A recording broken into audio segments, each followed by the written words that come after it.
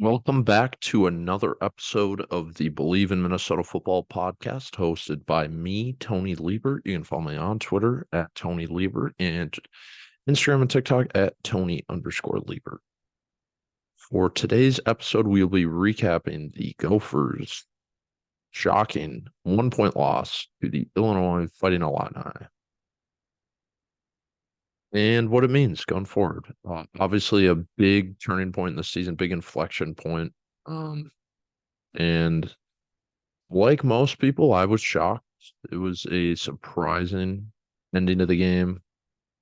It's one of those games that, as a fan, as a viewer, as someone tweeting about the team, I was confident all the way throughout. I was like, yeah, I like how this game's going. Especially in the first half. Athan looked comfortable. It just seemed like they had it under control, and then it all kind of happened. But a lot of the things we mentioned on um, the preview episode rang true. Isaiah Williams was really tough to stop. Jerjon Newton absolutely wreaked havoc in the second half when he came back from injury or from the suspension, the targeting suspension. And the Gophers had no answer. They didn't. And everything that was working in the second half kind of stopped working, or working in the first half kind of stopped working in the second half. We'll touch on that a little more, what I mean by that, but um, just a frustrating game all around. A lot of people had a lot of very various takes from all over the place, but you got to take a step back. And I mean, I wrote about it a little bit on Gopher. If you, this is what I said. I said, if you've been in a coma since 2016 and just woke up, Saturday's loss to Illinois encapsulated everything that has happened since PJ Fleck became head coach of the Gophers. And I kind of think that because obviously the game itself, it was really up and down. There were moments that they looked tremendous. Daniel Jackson makes a big play. Athan has one of his best games of his career. Tyler Nubin makes a big play. And Jordan Newman was running well. It was kind of going everything that you would hope for as a Gophers fan. And then it was one step short. Just like how the 3 out of the past 4 seasons, the Gophers have been one game short of the Big Ten championship. They were one play short of winning today or winning on Saturday. And you see all of those games before with Indiana winning, with Michigan State, Indiana beating Wisconsin, Michigan State beating Nebraska. The door was just wide open. Couldn't have been more open. Iowa struggling against Nebraska while the Gophers are battling. Or Iowa struggling against Northwestern while the Gophers are battling Illinois. I'm struggling today. Jeez. But get what I'm saying? That it was wide open. It was right there for the taking. You've been in this position before. It was time to actually do it now. It was your last chance. All this stuff we've talked about before on this podcast. And it was just one step short, just like the 2019 season, just like the 2021 season, just like the 2022 season. You had an opportunity and you missed it. And if you're listening to this and you're a huge PJ Fleck fan, love PJ Fleck, wrote about all this stuff, you have to admit that. I don't think PJ Fleck should be fired. I think he should be far from fired. I think his job should be quite safe. But he has to make some changes. This offense is just unacceptable. The special teams has major, major issues every single game that lose you the game. If they don't fumble the opening kickoff, I don't think they lose that game. It was incredibly impressive for the defense to respond the way they did because that's just 2 games in a row. You're put in an absolutely atrocious situation. I'm curious how much playing time Sean Tyler gets the rest of the year, but you got to feel bad for the guy. But man, you just can't make those mistakes. And then the first 3 opening kickoffs, they had different guys returning the ball. That's just not a good thing as a special teams unit. While Dragan Kesic might be one of the best Gophers kickers in program history, the rest of the special teams just continues to be a major, major issue. But I also wrote PJ Fleck's whole thing. It's about changing your best, all this stuff. And um, as someone who is not a PJ Fleck, um, how do I want to word this? I like PJ Fleck. He should be the head coach of the Gophers, and he should be the head coach for many years to come. But I'm not one of those guys that says he can do no wrong. And what I got so annoyed with, if you've noticed, I haven't been covering the games in the press box, and the main reason is I just get it's a little much listening to all his press conferences. And that's a main reason why I'm not, because I'd let it, I feel like, bother my opinion on him a little too much because I just don't. Basically, what I'm getting at is when he says all this change your best, he blames the loss on himself. It's just the copy and paste, same story over and over and over again. Like, I get that's what you're supposed to say, and I get that most coaches have this coach speak, but like, when are you going to do something about it? Like, it's one thing to say it over and over again, but when your actions don't change, that's an issue. And for me, that gets to be a little much. And it's time for him to change. And I do think he can still. And I think he's still the best option for the Gophers right now. So that's why I think his job should be quite secure. And I think anyone saying that it shouldn't be is a little obnoxious, but it's just what's so frustrating is the 2023 season, we all know. I'm not even going to rehash this. We all know that why this game stinks, but some takeaways from the game. I thought Athan played pretty well. You see on Twitter, it's his highest graded career game ever, according to PFF. He's over the 90 threshold again. And it's just he's kind of at the point now, especially the last 3 weeks, the 3 games, the Iowa, Michigan State, and Illinois game now. Um, he's at the point where he's starting to look really comfortable, in my opinion. But he's just missing like 3 plays in a game. And that was kind of this game too. He was 11 of 22 for 167 and 3 touchdowns. Uh, 3 of those were probably Corey Kroom's drops that could have been big plays. That's a whole different story. But some about Minnesota receivers and just dropping balls. But he looked really good. He had that connection with Brevin Spanford in the first half. He had the connection with Daniel Jackson for that touchdown. Elijah Spencer finally got on the board with a touchdown. Yeah. It looked like everything was clicking in the passing game. The first half looked like what this offense should look like. A run first team, but they have playmakers that can make big plays in the pass game. And that's what it looked like. But in the second half, the biggest issue with this offense right now is they got too cute. They started doing different stuff. Everything that was working in the first half, they just abandoned, which made no sense. Brevin Spanford did not get a single target. And I mean, kind of why I think this game encapsulates the PJ Fleck era so well. That 2 point conversion, man. It just, I just don't get. I don't know if that was a Fleck decision, a Harbaugh decision. I have no idea whose decision it was. Nobody does unless you're on the team. But it just went once he tries to be aggressive, it's like he has a switch in his head that he's like, all right, time to be aggressive. And he just goes way too far on one end. Like, okay, go for 2 there, but don't do a trick play, jump ball to your quarterback. That was just a very, very puzzling decision, play call, everything about it. I would have went for 2 there. I think going for 2 there was the right decision. I think the analytics would back that up. And I'm usually an analytics guy. That's just how you should make decisions. If you're making a decision and one thing gives you a better chance of succeeding, you make that decision just in life and sports and everything. So anyone that complains about analytics a little too much, but that's a whole different story. But the play call is absolutely atrocious. I just don't even. Did Elijah Spencer play QB in high school or something? I don't think he even did. Um, Didn't look comfortable throwing the football, that's for sure. And then a jump ball to Athan, that's just too cute, in my opinion, especially when you have a red zone threat of Banford's stature. Supposed to be one of the better ones in the country. And I've seen it in practice multiple times. I've seen it in games multiple times.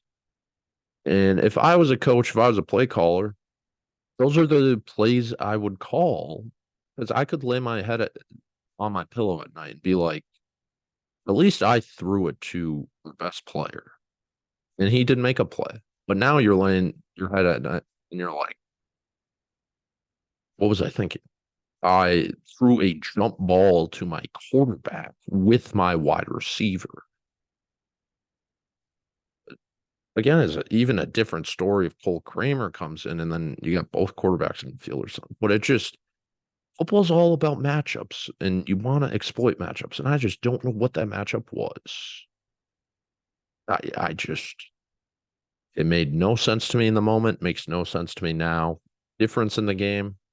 And those are the decisions that make people question PJ Fleck's in-game coaching ability. Nobody is questioning PJ Fleck's ability to turn a program around, which he has. Nobody is questioning PJ Fleck's ability to recruit well, which he has in the transfer portal. Nobody's questioning his ability to run a good program. He has the Minnesota Gophers as a good, respectable program. But these decisions that are just atrocious. And you're like, what did you just do? And this one added up. And it might cost him another Big Ten West championship. It might cost him his last real chance to make the Big Ten championship. But we're optimists here, and the Gophers still have a road to Indianapolis. So, what they would like to happen, and what they need to happen, is a four-way tie in first place in the West Division, with Minnesota, Iowa, Wisconsin, and Nebraska all at 5-4. If that happens, the Gophers own the tiebreaker against all three other teams in that scenario, with 3 games remaining against Purdue, Ohio State, Wisconsin. Minnesota have to win 2 of those. Likely against Wisconsin, certainly, and then either Purdue or Ohio State. They would need 2 losses from Iowa. In this scenario, I think Iowa would. Nebraska is the toughest game remaining on their schedule because it's in Lincoln, and then they got home games against Rutgers and Wyoming. Losing one of those is not that absurd to think. 2 teams that are playing some pretty good football. So let's say they lose to Rutgers and Nebraska. And then Wisconsin, they can win 2 games, and they got Northwestern at home, Nebraska at home, and then at Minnesota. So let's say they go win-win-loss. They're 5-4. Nebraska, they got the easiest schedule remaining, maybe. Not really. I don't know. They're kind of all the same. Minnesota's actually probably the toughest since they have the number 1 team in the country on the road. But Nebraska has Maryland at home, Iowa at home, and Wisconsin on the road. So if they go 2-1 in those, with 2 Big Ten West teams remaining, they're the only one with 2 of the teams in the mix, them in Wisconsin. So I don't know. It'll be interesting. Basically, they just need 2 Iowa losses, and the Gophers need to win 2 of their next 3, and they'll be in the mix. But we don't know how likely that is. We all kind of see that really all 7 of these teams are pretty darn similar. Northwestern just lost 10-7 against Iowa. Northwestern has beaten the Gophers. They have beaten Maryland. They're not a horrible team this year. They're kind of right in the mix. Purdue has beaten Illinois. Not a horrible team. They're kind of always in the mix. Nebraska is starting to play good ball, and then they lose to Michigan State. Wisconsin surprised losing to Indiana, but we all saw they gave Ohio State a good run. So all these teams are kind of similar. So really nothing would surprise me at this point. But when you lose games like you do against Illinois and Northwestern, that for 90% of the game you thought you were going to win, and then you do some garbage at the end, like in both those games, that's just frustrating because they could easily have won both those games, and they could easily be that would be 7-2 right now. Oh my gosh. That would be crazy if they were 7-2 right now. But again, that's what makes it so frustrating. But you can't make rash decisions. As fans, you can really say whatever the hell you want. And I'm kind of saying whatever the heck I want right now. And for some reason you're listening. But yeah, just talking about it makes that game just so frustrating. I'm right where all of you listening to this are. It's tough. And I don't think Fleck's job should be in jeopardy because he gives the Gophers the best chance to be competitive right now, especially when you enter a new era of the Big Ten, new era of college football. And this won't be an article or this won't be a podcast bashing him because he just needs to improve. It's at the point you need to change something because what you're doing is not working. You're running your head against a wall now. 3 years in a row, it's the exact same story. And you've shown you can be a game out of the Big Ten West. Now it's time to win it. This was your last chance to win it, so that's what makes it a little more frustrating. But now it's time to win 10 games. You can win 9, but show us to win 10 and 11. Um, win the games that you should like this. And I just don't get it. But in a positive note, Daniel Jackson looked really good in this game again. He continues to be one of my favorite players on this team. Just a blast to watch at wide receiver. Really talented player. Chris Bell got in the mix for once. He got 2 catches. Great to see him getting plays, getting touches. And on defense, I did want to mention Cody Lindenberg. We talked about kind of how he made his season debut last week against Michigan State, but he was money this week. Played all 72 snaps, career high PFF grade 90.5.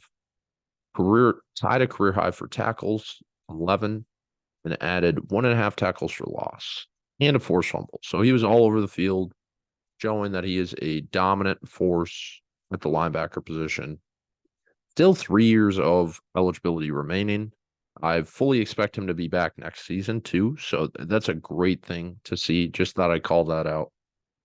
And I mean, as for the defense, everyone's gonna be like, "Oh, Tyler Newman let up that big play." Blah blah blah blah blah. How do you let the backup quarterback um, drive down the field at the end of the game? And while that all is true, they were put in poor positions. So let's say you have a bad drive there. The second drive of the game was bad. So that's 2 bad drives the whole game because the first one you were given an incredibly short field. You had nothing to do about that. Most defenses would let up a touchdown in that scenario. We saw that they let up a field goal both times last week against Michigan State with early turnovers, but you get what I'm saying. They were put in really tough positions this game. I thought they played kind of the same level that they have all year. Like I said, Illinois is a good team. Pass defense wasn't great. Kind of saw. Um, I said this Illinois offense kind of goes with Isaiah Williams, and it did. Isaiah Williams played tremendously, and it cost the Gophers. So I don't think there's any big issues on that end of the ball. Obviously, that play at the end of the game shouldn't happen. But there was a lot of things that led up to that. And I don't think it was entirely on the defense. It's just kicking a field goal after the early turnover strip sack was off point conversion. Those are the 2 plays that lost this game, in my opinion, because you shouldn't have even been in a position at the end of the game that Illinois could have driven there. Obviously, you make 1 stop on 4th down. We're having a completely different story here, but that is Big Ten West football. That is FBS football. The margins are small, and you don't want to put your team in a position to make mistakes like that. And the Gophers did. And that comes down to coaching. PJ Fleck's been in now 2 games this season where I think really just came down to coaching, which is frustrating because you just got to do it. It's enough to talk about. But it's just tough because we could be having a just completely different conversation right now, but we're not. And now, look ahead to Purdue. It was I looked up Brett McMurphy from the Action Network, who does some great stuff. One of my favorite college football reporters. He does his bowl game predictions, which are always pretty close.